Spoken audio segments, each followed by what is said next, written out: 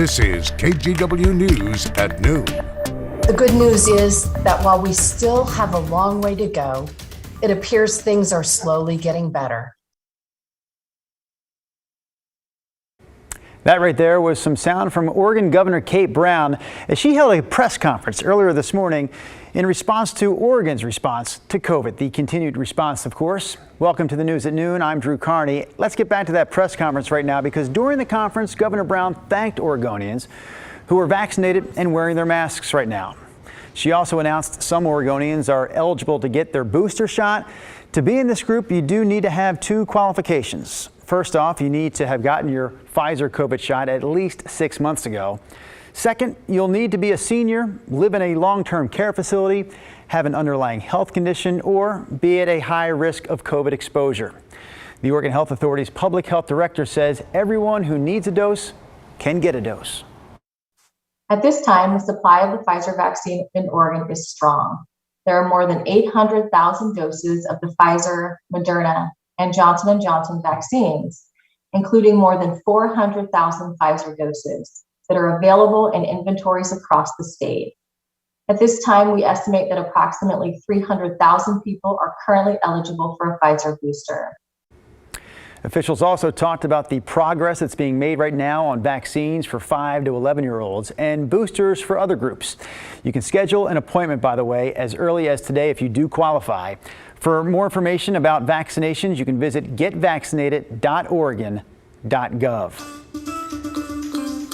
Now to the fight over new congressional and legislative boundaries in Oregon. The back and forth debate over this topic is now over because state lawmakers approved the changes yesterday with what was very close to a party line vote. Oregon gained a 6th district after the latest census numbers, and on Saturday, House Democrats unveiled a new congressional map. Lawmakers had until midnight last night to agree on the new district boundaries, and they did. But Republicans still accused the Democrats of maneuvering to make sure that 5 of the 6 seats went to them.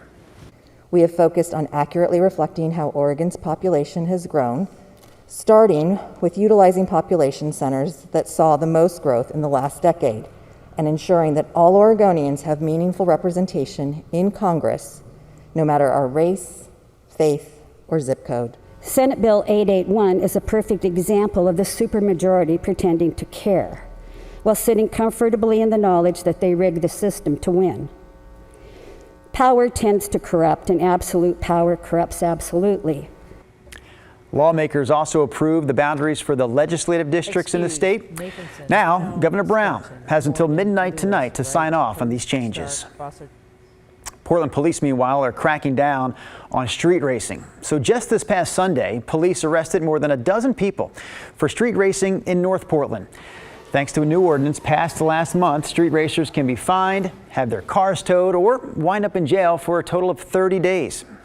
According to police, at least 5 people have died from street racing in Portland since June of last year.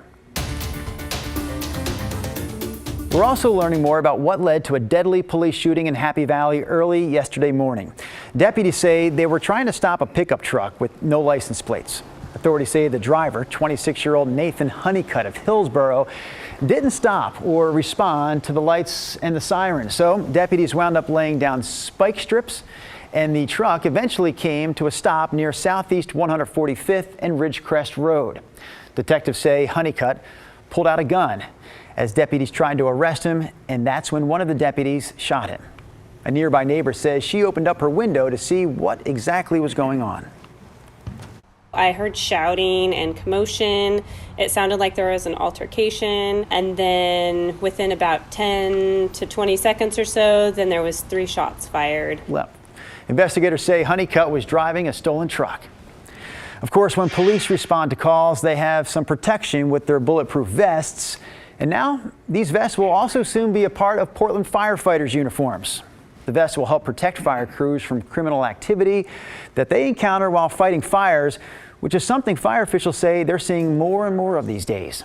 That's why last week, union leaders and fire management agreed that every Portland firefighter should get a vest that's both bullet and knife resistant.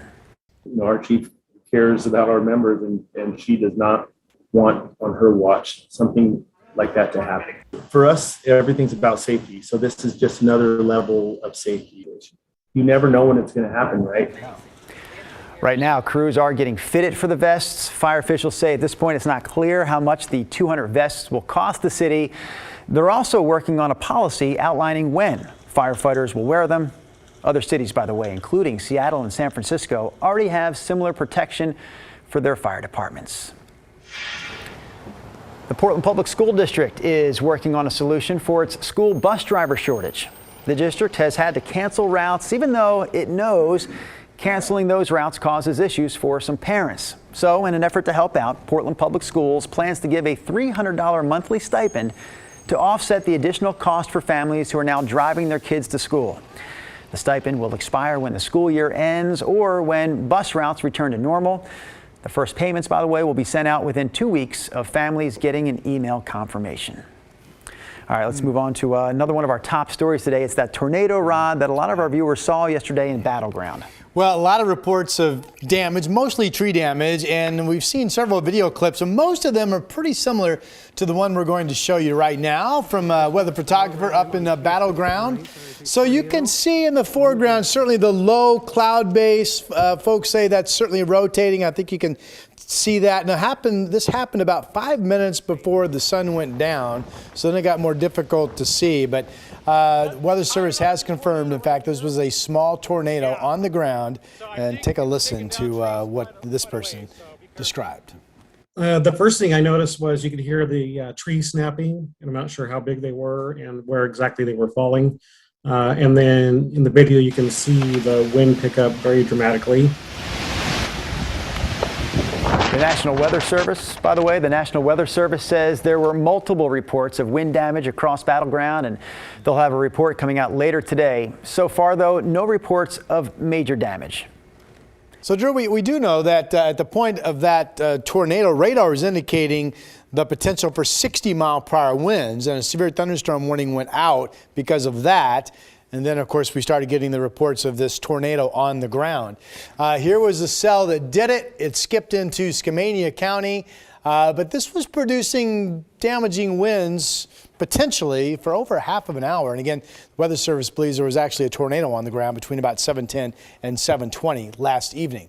Tracy Winston said, boy, I had strong winds, heavy rain at my house up in Battleground, but luckily didn't lose any trees. Here's the radar scene right now. And what we've seen in just really the past half an hour is a decrease in the absolute torrential downpour areas. So everything in green is kind of a light to moderate rain. There are some pockets in yellow, some heavier rain, but the heavy stuff is starting to decrease. I've not seen any lightning detected since early this morning. I think the storm threat is just about gone. Now there's a heavy shower moving over the coast range right there. Downtown Portland, cloudy skies, 57 degrees. We expect a solid shower chance throughout the afternoon, but the number of showers will be decreasing overall, 63 at 4 p.m. And then at 8 p.m. tonight, I think mainly dry. Eventually the rain chance completely comes to an end. If you haven't seen pictures online, it's snowing at Timberline, and we'll talk mountain snow coming up in just a moment.